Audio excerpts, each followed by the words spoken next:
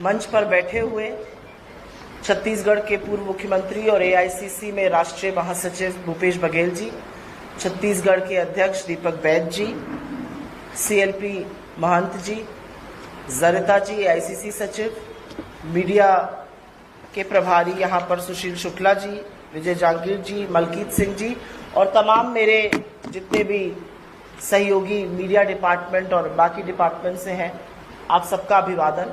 और यहाँ पर आए हुए मीडिया को मेरा नमस्कार। ये पत्रकार वार्ता इस पूरे देश में कई शहरों में हो रही पत्रकार वार्ता में से एक है और ये पत्रकार वार्ता करना अनिवार्य है। और अनिवार्य इसलिए है क्योंकि झूठ बहुत दमखम से बोला जा रहा है और इसीलिए सच को भी उतनी हुंकार भरकर बोलना पड़ेगा, अन्यथा झूठ के प्रोपेगेंडा में, झूठ के नैरेटिव में कहीं ना कहीं सच दब जाता है, छुप जाता है। हम महात्मा गांधी की पार्टी हैं तो हमें लगता है सत्य तो अंततोगत्वा सामने आएगा ही और हर बार सामने आता है, लेकिन शायद हमारी शालीनता सामने वाले को यह मौका दे देती है कि वो झूठ का प्रपंच और तेजी से फैलाए और इसलिए सच बोलना जरूरी है। सर्वप्रथम मैं यहां पर नेशनल हेराल्ड में जो चार्जशीट फाइल करी गई है, जो पूरा फर्जी वाड़ा है, जो पूरा बोगस केस है, उसके बारे में आपसे चर्चा करने आई हूं। लेकिन सर्वप्रथम एक टिप्पणी मैं देश के मौजूदा हालात पर और जिस तरह से एजेंसियों का दुरुपयोग किया जा रहा है उस पर जरूर करना चाहती हूं। आज इस देश में हालात ये हैं कि एनफोर्समेंट डायरेक्टरेट को बच्चा बच्चा इलेक्शन डिपार्टमेंट बीजेपी का बताता है।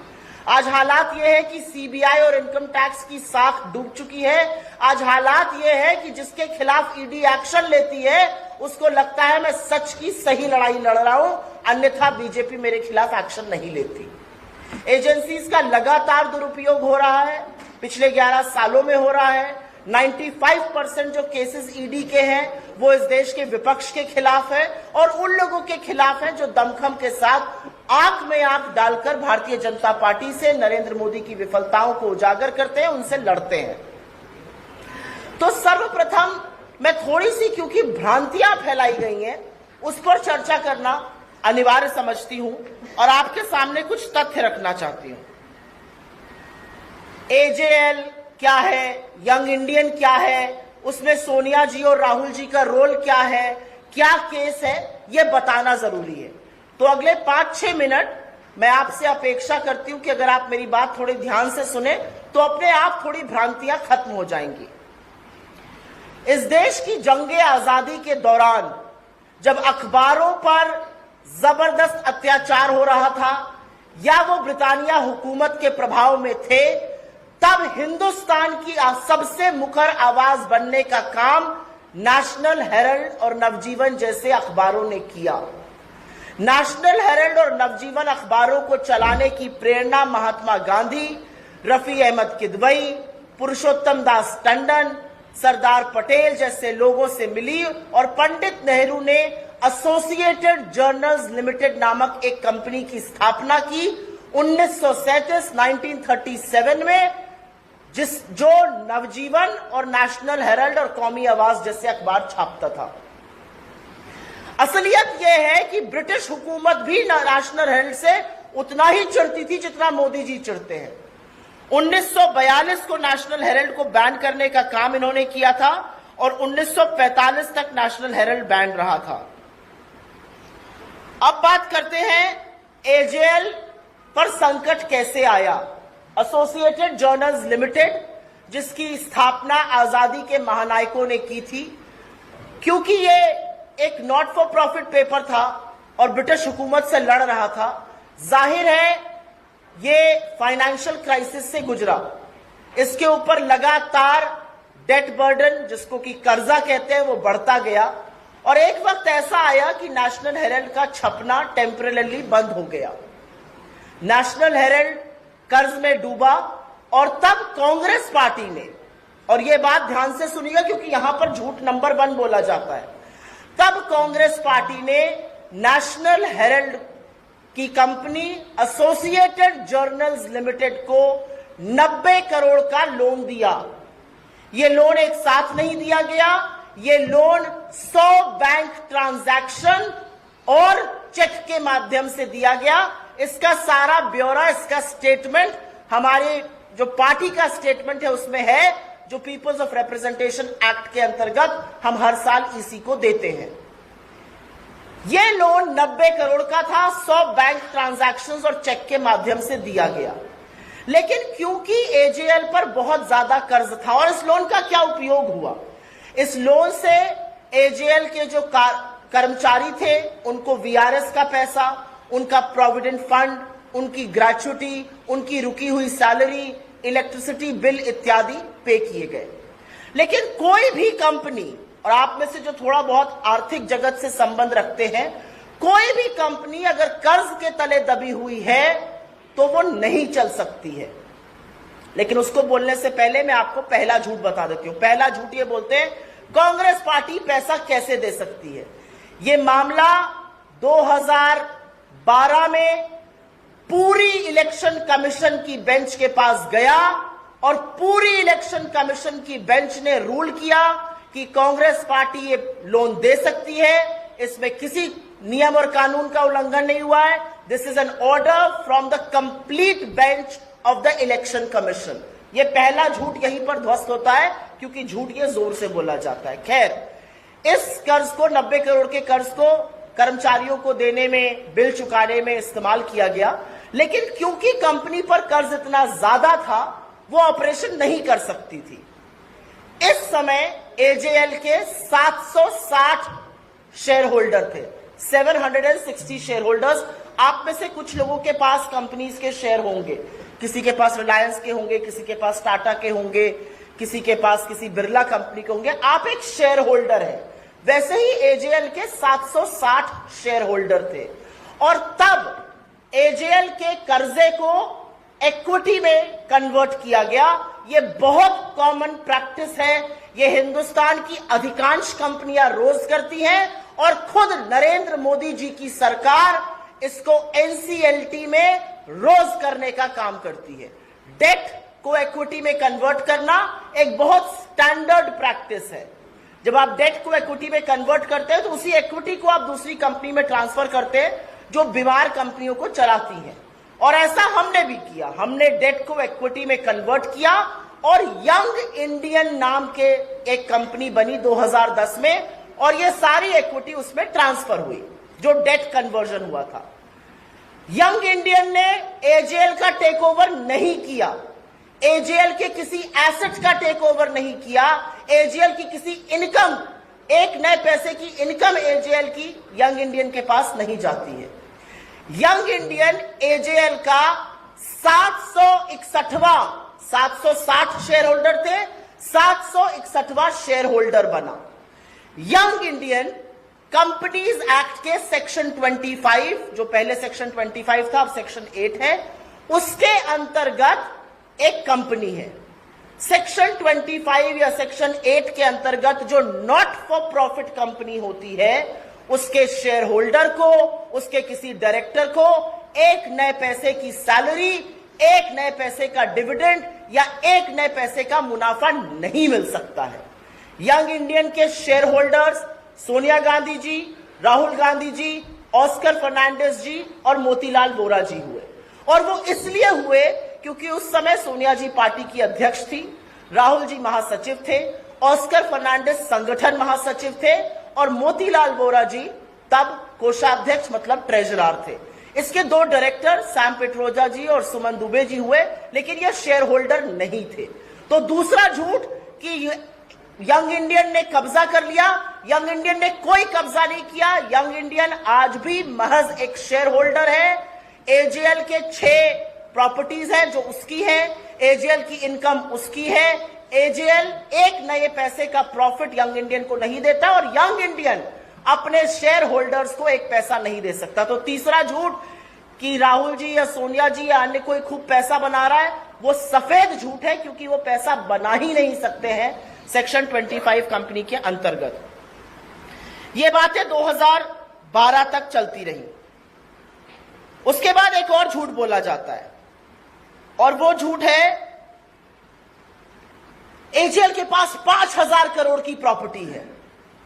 इसी सरकार के इनकम टैक्स डिपार्टमेंट ने असेसमेंट किया और जो पेपर्स दायर हुए उसमें भी एजेएल की प्रॉपर्टीज की वैल्यू 359 करोड़।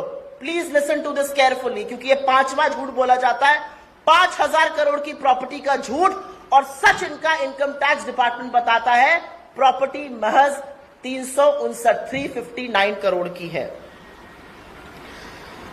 इस पूरे मामले में सुब्रमण्यन स्वामी इलेक्शन कमीशन गए और जैसा कि मैंने पहले आपको बताया था, इलेक्शन कमीशन ने रूल किया इसमें कोई धांधली नहीं है, कांग्रेस पार्टी ये पैसा दे सकती है। उसके बाद सुब्रमण्यन स्वामी ने बीजेपी के इलेक्शन डिपार्टमेंट, एनफोर्समेंट डायरेक्टरेट को लगातार मनी लॉन्ड्रिंग का केस लिखने की चिट्ठियां लिखी। एनफोर्समेंट डायरेक्टरेट ने इस मामले को देखा, 2-3 बार इसकी सर्वेक्षण हुआ और एनफोर्समेंट डायरेक्टरेट ने 2014 में 2015 में मोदी जी की सरकार बनने के बाद कहा इसमें कोई भी मनी लॉन्ड्रिंग नहीं है। और यह कितनी हास्यास्पद बात है कि यह पूरी चार्जशीट उस केस में दायर हुई है, मनी लॉन्ड्रिंग के चार्जेस लगाए गए हैं जहां पर एक पैसे का लेन देन, एक प्रॉपर्टी का इधर से उधर, एक प्रॉपर्टी का या एसेट ओनरशिप ट्रांसफर नहीं हुई है। खैर, एनफोर्समेंट डायरेक्टरेट ने कहा इसमें कोई मनी लॉन्ड्रिंग केस नहीं है। यह अलग बात है कि उस डायरेक्टर को तुरंत बीजेपी ने 2015 में हटा दिया, तब डायरेक्टर कटोच थे, उनको हटाकर स्पेशल डायरेक्टर अपने लोगों को डालने की कोशिश हुई। वो डायरेक्टर जिनको तमाम बार एक्सटेंशन मिला और उनका क्या आर्थिक पृष्ठभूमि है मुझे नहीं पता, लेकिन आज वो पीएम की इकोनॉमिक एडवाइजरी काउंसिल में मिश्रा जी मेंबर है। तो ये सारा घोलमाल बीजेपी ने किया। खैर, 2013 से 2020 तक सुब्रमण्यन स्वामी ने इस पूरी कवायद करी, कोर्ट में इस पर मुकदमा लड़ा। लेकिन 2020 में जब सुब्रमण्यन स्वामी को हमारे लॉयर्स ने क्वेश्चन शुरू किया तो खुद स्वामी ने हाई कोर्ट से अपने ही केस में स्टे ले लिया। लेकिन उस समय वो नरेंद्र मोदी जी की और अमित शाह की भी थोड़ी असलियत और कलई खोलने लगे थे, तो मोटा भाई और छोटा भाई को लगा कि कहीं ये बिदक ना जाए, तो उन्होंने 2021 में इस पूरे केस में सरकार की तरफ से एक केस दायर किया। और यह डेट थोड़ी जरूरी है, 2021 में सरकार ने केस दायर किया, 2023 में एनफोर्समेंट डायरेक्टरेट ने एक प्रोविजनल अटैचमेंट ऑर्डर इशू किया, इसको किसी कोर्ट को स्वीकृति देनी होती है।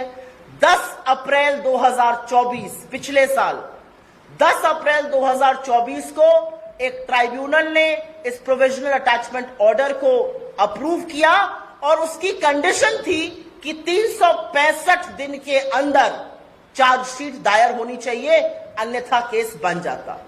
मोदी जी 11 साल से सत्ता में है, 12 साल पुराना केस है।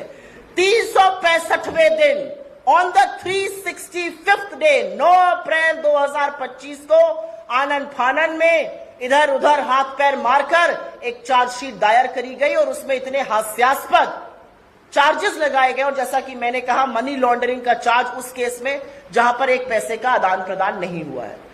हम इस पूरे चार्ज से, हम इस पूरे केस से कोर्ट में तो निपट ही लेंगे, लेकिन जिस तरह से सरकार ने इसमें अपना प्रतिशोध की राजनीति दिखाई है, जिस तरह से सरकार ने बार बार ओछी बदले की भावना से काम किया है, वो आज दुनिया के सामने है।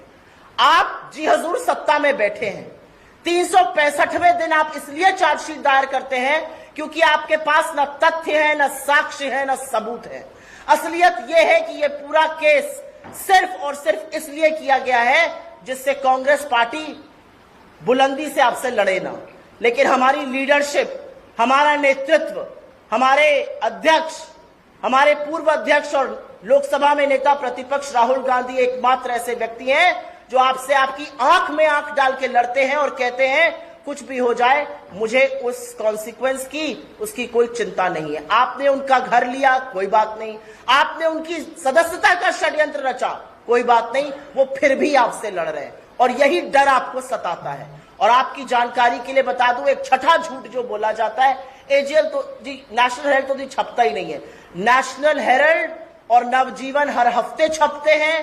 नेशनल हेराल्ड, कौमी आवाज, नवजीवन की तमाम वेबसाइट्स हैं, असलियत एक ये भी है कि तमाम सोशल मीडिया हैंडल्स उनके ऑपरेट करता है एजेएल। और एक नया जो झूठ बोला गया, वो मैं अंतिम बात बोल के अपनी बात खत्म करूंगी कि हमारी हिमाचल की सरकार ने नेशनल हेरल्ड को इश्तेहार क्यों दिया। मध्य प्रदेश की आपकी सरकार ने, उत्तर प्रदेश की आपकी सरकार ने, महाराष्ट्र की आपकी सरकार ने, छत्तीसगढ़ की आपकी सरकार ने, राजस्थान की आपकी सरकार ने, हरियाणा की आपकी सरकार ने लगातार, मैं क्यों ना पूछूं कि ऑर्गेनाइजर और पंचजन्य को इश्तेहार क्यों दिया। और आप में से कुछ लोग, आप नहीं, आपके जो साथी स्टूडियो में बैठकर बड़ी बड़ी बातें करते हैं और इस पर सवाल उठाते हैं, आपकी सैलरी भी सरकार के उन्हीं इश्तेहारों से आती है जो आपके चैनल में दिए जाते हैं और आपकी आवाजों को दबाया जाता है। तो मुझे लगता है बेमानी बातें करना एक चीज है, झूठ बोलना एक चीज है। हर झूठ की कलई खुली है, हर झूठ का कोई साक्ष्य, कोई प्रमाण नहीं है सरकार के पास।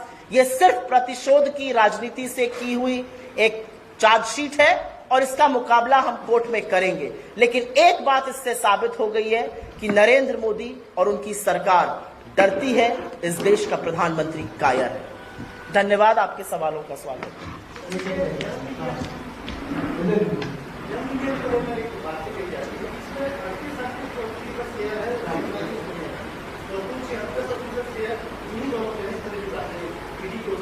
यंग इंडियन एक नॉट फॉर प्रॉफिट कंपनी है जो डेट 90 करोड़ की थी। जब वो इक्विटी में ट्रांसफर हुई तो कुछ शेयर बने, मान लीजिए 10 शेयर बने। 10 शेयर, अगर 4 शेयर होल्डर्स हैं तो 2.5 शेयर सबको मिला। इसमें क्या बड़ी बात है?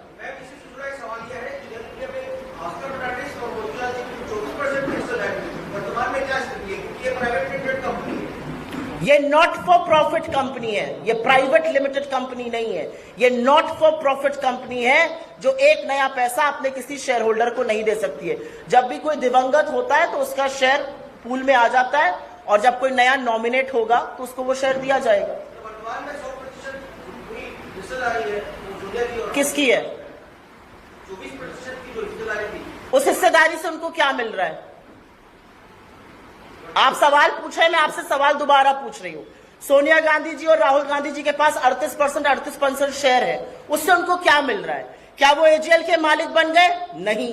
क्या उनको एजेएल के जो 3, 4, 5 एसेट्स हैं इस देश में, कहीं कहीं कुछ बिल्डिंग है, उसकी मालिकाना हक मिल गया? नहीं। क्या वो एजेएल के बोर्ड पे है? नहीं। क्या एजेएल के यहां जो थोड़ा बहुत रेंटल किसी बिल्डिंग से आता है वो सोनिया जी के खाते में आ रहा है? नहीं। उन्होंने तो कर्ज को चुकाने के लिए एक कंपनी बनाई और उसमें उनकी शेयर होल्डिंग है। उससे उनको क्या मिल रहा है ये मैं जानना चाहती हूं। आप अगर अमूमन किसी और कंपनी में डायरेक्टर बनिए, और सरकार ने तो क्या बड़े बड़े लोगों को डायरेक्टर बनाया है। ओएनजीसी में अपने प्रवक्ताओं को घुसा घुसा के डायरेक्टर बनाया है। 20-20 लाख रुपए मिलता है साल का। यहां पर तो एक नया पैसा नहीं मिल रहा है क्योंकि not for profit section 25 company है। मैं कह रही हूं अगर 100% भी शेयर है, मिल क्या रहा है? आप मेरी बात समझ पा रहे हैं? मिल क्या रहा है ये मैं जानना चाहती हूं। आप किस चीज, आपको क्या दिक्कत है कि उन्होंने कर्ज चुकाया? आपको दिक्कत है कि वो एक नॉट फॉर प्रॉफिट में, यहां पे चार्ज आप किस चीज का लगा सकते हैं? अगर इनकम उनको आ रही होती तो आप कहते कि देखिए कर्जा चुकाकर वो इनकम खा रहे, 1 पैसे की इनकम उनको नहीं आ रही है। अगर उनको डिविडेंड मिल रहा होता तब भी आप ये बात कह सकते थे। अगर उनको मालिकाना हक मिला होता तब भी आप ये कह सकते थे। उनको तो इसमें कुछ नहीं मिल रहा है, तो 100 नहीं 150% शेयर मिल जाए क्या फर्क पड़ता है? उनको मिल क्या रहा है इसमें?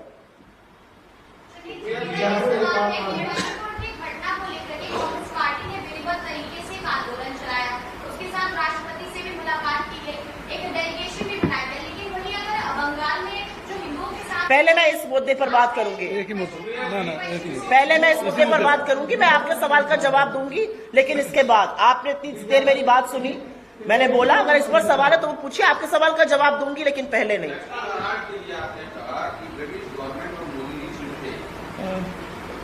ये चिड़ कांग्रेस पार्टी से है, गांधी परिवार से, पहली बात। दूसरी बात, चार्जशीट जब दाखिल हो गई आप लोगों ने एक भी पैसे का लेन देन नहीं है, मनी लॉन्ड्रिंग कहीं नजर नहीं आती, इसका मतलब चार्जशीट पूरी होगी। ये पहली चार्जशीट ईडी ने दायर करी है किसी विपक्ष की नेता के खिलाफ। 2014 के बाद से, प्रत्यक्षम किम प्रमाणम, 2014 के बाद से लगातार झूठे मुकदमे विपक्षी नेताओं के खिलाफ चलाए जा रहे हैं। 95% केसेस विपक्षी नेताओं के खिलाफ चलते हैं। कमाल की बात यह है कि उनमें से अगर कोई भी एक विपक्षी नेता आपके वॉशिंग मशीन में नहाकर आपका गंगाजल और आपके सर से धुलकर निकल आता है, आपका पटका पहन ले, तो वो तो भाई उससे अच्छा कोई है ही नहीं, उसको आप गले लगा लेते हैं। चाहे वो हेमंत बिस्व शर्मा हो, चाहे वो नारायण राणे हो, चाहे वो मुकुल रॉय हो, चाहे वो शुभेंदु अधिकारी हो, चाहे वो येदियुरप्पा, कोई भी हो, आपसे जिसने गले मिल लिया उसके खिलाफ ईडी अपना केस बंद कर देती है और बाकियों के खिलाफ ईडी जाती है। क्या यह अचंभे की बात नहीं है कि जहां चुनाव अनाउंस हुआ विपक्ष के घर ईडी, जहां बड़ी जिम्मेदारी मिली ईडी के छापे। आपको ये कोइंसिडेंस लग रहा है? मोदी जी की किरकिरी सबसे ज्यादा कांग्रेस पार्टी से है और मोदी जी वस्तुतः राहुल गांधी से परेशान रहते हैं, क्योंकि राहुल गांधी बाकी लोगों की तरह लेश मात्र भी आपके साथ समझौता करने को किसी मुद्दे पर तैयार नहीं है। वो इस देश के युवाओं के लिए, इस देश के भविष्य के लिए, इस देश के पिछड़े दलित आदिवासियों के लिए उसी प्रखरता से सवाल पूछेंगे जो आज तक पूछते आ रहे हैं। इसी मामले में यहाँ के डिप्टी सीएम ने कुछ दिन पहले प्रेस कॉन्फ्रेंस की तो उन्होंने कहा कि राजनीतिक पार्टियां बैंक संबंधी नहीं है, जो लोन देने का काम क्या नहीं है? राजनीतिक पार्टियां बैंक संबंधी नहीं है, जो लोन देने का काम करेगी और इंडियन मीडिया के नाम पर पब्लिक प्रॉपर्टी का खरीदने का काम गांधी परिवार ने किया। मैं आशा ही करती हूं कि यहाँ के जो डेप्यूटी चीफ मिनिस्टर हैं, जो उप मुख्यमंत्री हैं, वो थोड़े पढ़े लिखे होंगे और आर्थिक मामलों में थोड़ी सी अपनी दखल रखते होंगे और थोड़ा सा राजनीति को समझते होंगे। अगर समझते तो इस तरह की बात नहीं करते। अगर आप लोग भी शायद तथ्य जानते तो आप उनसे पूछते कि आप ये सफेद सपाट झूठ क्यों बोल रहे हैं? आप कौन हैं? क्या आप पीपल ऑफ रिप्रेजेंटेशन एक्ट से बड़े हैं? क्या आप चुनाव आयोग से बड़े? क्योंकि चुनाव आयोग की पूरी बेंच ने इस पर अपना जजमेंट 2012 में दिया है। तो क्या यहाँ के उप मुख्यमंत्री उस जजमेंट को खारिज कर रहे हैं? क्या वो कह रहे हैं कि चुनाव आयोग का वो जजमेंट गलत है? क्या उनको इस बारे में जानकारी भी है? क्या वो नॉट फॉर प्रॉफिट कंपनी का मतलब भी समझते हैं? मेरे सामने अगर उप मुख्यमंत्री जी आए तो मैं सबसे पहले उनसे पूछूंगी, हर घंटे 5 नाबालिगों के साथ यौन शोषण के मामले सामने आ रहे हैं, उस पर बात करिए आप। ये तकनीकी और लीगली तौर पे जी, यंग इंडियन कंपनी की 5 लाख रुपए में 90 करोड़ के ट्रांसफर के लिए बनाई थी, तकनीकी रूप से लीगली तौर पे आपके हेडिंग से सही है, लेकिन क्या नैतिक रूप से ही सही था? नैतिक क्या गलत है इसमें, आप मुझे समझाइए। तो मैं आपसे अगर डेट टू इक्विटी कन्वर्जन, आप यही पूछ रहे ना कि 50 लाख के स्टैम्प पेपर पे 90 करोड़ की डेट इक्विटी में कैसे बदल गई, अगर ये नैतिक रूप से गलत है तो नरेंद्र मोदी की सरकार और उनके वित्त मंत्री जेल जाएंगे, क्योंकि यही काम सरकार एनसीएलटी में करती है, रोज करती है। यही काम सरकार एनसीएलटी में रोज करती है। जो कंपनियों पर कर्जा बढ़ जाता है, डेट बर्डन बढ़ जाता है, जिनकी रिस्ट्रक्चरिंग करनी होती है, सरकार रोज उन कंपनी की डेट को इक्विटी में ट्रांसफर करती है। छोटा सा एग्जांपल अभी मुझे याद आ रहा है, भूषण स्टील, टाटा स्टील को बेचनी थी, जहां तक मुझे याद है टाटा स्टील को ही बिकी थी भूषण स्टील, उनका पूरा डेट इक्विटी में ट्रांसफर किया गया। सरकार एनसीएलटी में रोज ये काम कर रही है। तो ये नैतिक है, ये संवैधानिक है, ये लीगल है, ये टेक्निकल है, ये तो मैं फैसला आप पर छोड़ देती हूं। लेकिन अगर ये नैतिक नहीं है तो सरकार ये काम क्यों कर रही है? सरकार को भी नहीं करना चाहिए। जो चीजें अर्थ जगत में अमूमन चलती हैं, जिस तरह से कंपनियां चलाई जाती हैं, वही हमने भी किया। एक भी इसमें कोई घपला नहीं है, एक भी साक्ष्य आप कुछ नहीं कर। आपको ये नहीं लगता कि 11 साल से नरेंद्र मोदी सत्ता में बैठे हुए हैं, और अगर वाकई में इसमें कुछ त्रुटि होती तो नरेंद्र मोदी जैसे व्यक्ति, जिनको बर्दाश्त नहीं है सामने वाला उनके सामने बोले, वो इस मामले में 11वें साल तक हाथ पे हाथ धरे बैठे रहते, 365वें दिन का इंतजार करते। इतना तो मेरे भाई आप भी मोदी जी को जानते हैं।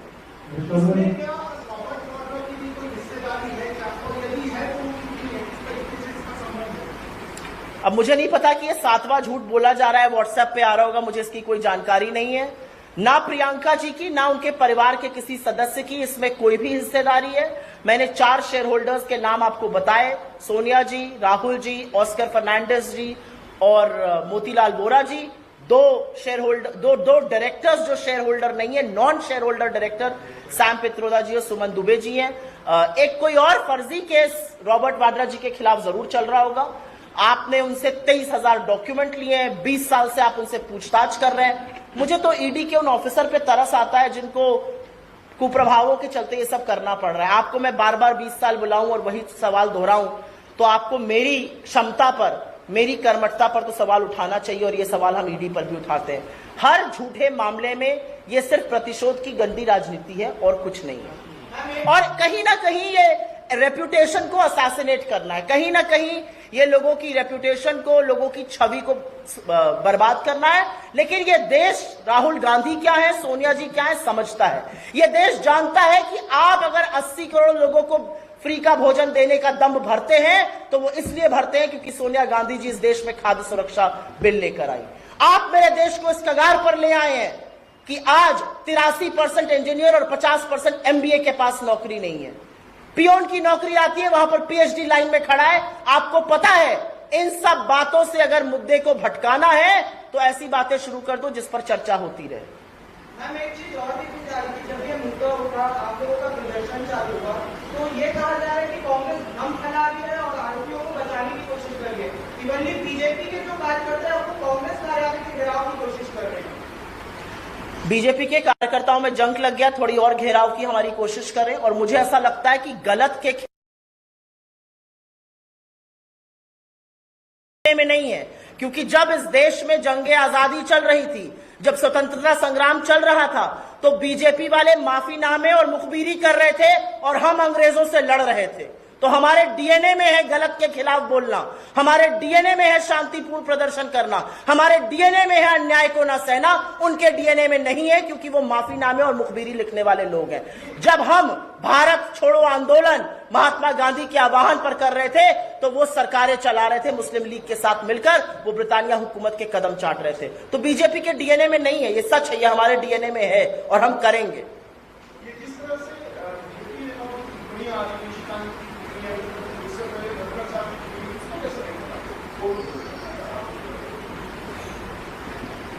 इस देश के सर्वोच्चतम न्यायालय के सबसे ऊंचे पद पर बैठे सर्वोच्च न्यायाधीश के खिलाफ बीजेपी का एक सांसद यह कहता है कि देश में गृह युद्ध उनकी वजह से चल रहे हैं।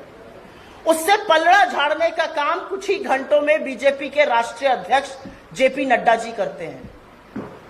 लेकिन पूरी की पूरी बीजेपी और तमाम मुख्यमंत्री उसके सपोर्ट में खड़े हुए हैं, ट्वीट कर रहे हैं, बयान दे रहे हैं। तो दो ही चीजें हो सकती है, या तो नड्डा जी बिल्कुल रबर स्टैंप है जो हम कहते हैं, या और ये सच है, आपको जो बुलवाना था आपने बुलवा लिया, आप धमकाना चाहते हैं और उसके बाद आप पलड़ा झाड़ने का काम कर रहे हैं। अगर इस देश में लेश मात्र भी कानून बचा है तो निशिकांत दुबे जी जैसे लोगों के खिलाफ कार्रवाई होनी चाहिए, जो खुद अपनी डिग्री फर्जी होने पर मुकदमा लड़ रहे थे। वो इस देश के न्यायाधीश को गृह युद्ध फैलाने वाला बता रहे हैं। ये दिखाता है आपको कि सत्ता का नशा किस कदर सिर पर चढ़कर बोल रहा है। क्या लग रहा है एक सांसद कह रहे हैं कि देश में गृह युद्ध हो रहा है? बिल्कुल है, और मुझे ऐसा लगता है वो अमित शाह की कलई खोल रहे हैं। अगर इस देश में गृह युद्ध हो रहा है, और मेरा मानना है मणिपुर में हो रहा है, अगर इस देश में गृह युद्ध हो रहा है तो ये किसकी विफलता है? ये हमारी विफलता है या आपकी विफलता है या गृह मंत्री की विफलता है? ये सत्ता में बैठे, सत्ता में काबिज जो 11 साल से लोग हैं उनकी विफलता है। अगर गृह युद्ध चल रहा है इस देश में तो अमित शाह जी क्या कर रहे हैं? अमित शाह जी की विफलता है कि नहीं है? नरेंद्र मोदी 2 साल होने को आ गए, मणिपुर नहीं गए तो नहीं गए। क्यों नहीं जा रहे हैं मणिपुर? जाए मणिपुर, शांति की अपील करें, वहां गृह युद्ध चल रहा है। तो मुझे नहीं पता कि वो कलई अमित शाह की खोल रहे थे या सुप्रीम कोर्ट पर प्रभाव बना रहे थे। जो भी था ये बहुत विकृत है, घृणित है, और इसकी जितनी निंदा की जाए कम है। क्या लग रहा है आपको, मोदी सरकार के रहते इस मामले में मिलेगी आपको, वोट मिलेगी? मुझे ऐसा लगता है कि मेरी न्यायपालिका में बहुत उम्मीद है, और नरेंद्र मोदी सरकार ने क्या क्या करने की कोशिशें नहीं करी हैं 11 साल में, अगर उस पर चर्चा करने के लिए आ जाएंगे तो पूरा दिन पूरी रात बीत जाएगी और फिर भी उनकी काली करतूतें खत्म नहीं होंगी। मैं पूरी तरह से आश्वस्त हूं, क्योंकि केस में कुछ नहीं है। थोड़ा बहुत मेरा बैकग्राउंड अर्थ जगत से जुड़ा हुआ रहा है, 20-25 साल पत्रकारिता अर्थ जगत की ही करी है। एक भी ऐसा पॉइंट नहीं है जहां पर सरकार के पास कोई भी तथ्य है। इनफैक्ट सरकार की चार्जशीट अपने ही डिपार्टमेंट्स को कॉन्ट्रडिक्ट करती है। सरकार की चार्जशीट अगर मनी लॉन्ड्रिंग पर है तो पैसे का आदान प्रदान दिखाएं, पैसे का लेन देन दिखाएं। एक पैसे का लेन देन नहीं और मनी लॉन्ड्रिंग का आपने चार्ज लगाया हुआ है। तो मेरा अपना मानना है कि न्यायपालिकाओं पे हमें विश्वास है। ये सारी बातें मुद्दों से भटकाने के लिए, परेशान करने के लिए, छवि बिगाड़ने के लिए। नरेंद्र मोदी भी जानते हैं इसमें कोई भी ऐसी चीज नहीं है जिस पर वो कुछ प्रूफ कर पाए। मणिपुर का जिक्र आपने किया तो मैं एक सवाल पूछना चाहूंगी कि मणिपुर की बात आप लोग करते हैं और साथ में राष्ट्रपति से भी आप लोगों ने इस पूरे मामले को लेकर के मुलाकात की, डेलीगेशन बना और पूरे प्रदेश भर में आंदोलन भी हुए, विरोध प्रदर्शन भी हुए। वहीं अगर बंगाल में जो हिंदुओं पर अत्याचार हो रहा है उसको लेकर के कांग्रेस का क्या स्टैंड है? क्या राष्ट्रपति से मुलाकात की जाएगी इस मामले को लेकर के भी? कांग्रेस ने अपना स्टैंड बहुत क्लियर कर दिया है। किसी भी राज्य में, चाहे वो छत्तीसगढ़ हो, बंगाल हो, यूपी हो, बिहार हो, किसी भी राज्य में राज्य सरकार की जिम्मेदारी है कानून व्यवस्था को सुचारू रूप से चलाना। और अगर आपके यहां हमले हो रहे हैं, अगर आपके यहां वायलेंस हो रहा है, हिंसा हो रही है, तो राज्य सरकार की जिम्मेदारी है, वहां के पुलिस और प्रशासन का फेलियर है। लेकिन मैं पूरी शिद्दत के साथ यहां पर यह भी कहना चाहती हूं, जो घुसपैठ की दावे किए जाते हैं, तो अमित शाह जी झुंझुना बजाने के लिए है क्या? क्या करने के लिए अमित शाह जी सरकार में बैठे हुए हैं? घुसपैठ, जब दिल्ली में इलेक्शन होगा दिल्ली में घुसपैठ हो जाएगा, यूपी में इलेक्शन होगा यूपी में घुसपैठ हो जाएगा, बंगाल में ये हो रहा है बंगाल में घुसपैठ। तो आप क्या कर रहे हैं? आप कहां बैठ के कीर्तन करते हैं? आप क्यों नहीं ये बॉर्डरों की रखवाली कर रहे हैं? एक बात। दूसरी बात, बंगाल के जो गवर्नर थे उनसे बड़े तो हम नहीं है। बंगाल के गवर्नर उस जगह गए, उन्होंने तो कोई रिपोर्ट नहीं दी। मैं तो चाहती हूं कि हर जगह का गवर्नर उतना सजग, उतना कर्मठशील हो जितना बंगाल का गवर्नर है। मणिपुर की गवर्नर ने भी तो चिट्ठी लिखी थी सरकार को और रो रो कर कहा था मणिपुर जल रहा है, बचा लीजिए मणिपुर को। आपको पता है ना उनके साथ क्या हुआ? उन गवर्नर को उनकी पोजीशन से हटा दिया गया और मणिपुर को कई महीनों के लिए गवर्नर विहीन कर दिया गया। तो इसमें क्या सवाल बनता है? असलियत यह है, सरकार जो राज्य सरकार है उसकी जिम्मेदारी है, और अगर वो विफल होती है हम उसके खिलाफ बिल्कुल आवाज उठाते हैं। अगर मैं कह रही हूं कि राज्य सरकार, पुलिस और प्रशासन का फेलियर है तो मैं बिल्कुल आवाज उठा रही हूं। लेकिन किस हर चीज में ओछी, गंदी, भोंडी राजनीति करना यह बीजेपी का चरित्र है, हमारा नहीं है।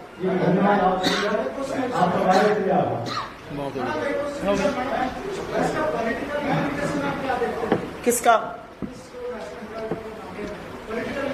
इसका पॉलिटिकल इम्प्लीकेशन 4 साल का बच्चा आपको बाहर सड़क पे बता देगा कि नरेंद्र मोदी डरपोक है, उनको बिहार के पहले मुद्दा भटकाने के लिए एक विषय चाहिए था और वो कर रहे हैं। उनको लगता है कि क्योंकि कलई खुल रही है अडानी पर और तमाम चीजों पर, वो इस तरह की चीजें कर रहे हैं। इसका पॉलिटिकल इम्प्लीकेशन ये है। धन्यवाद।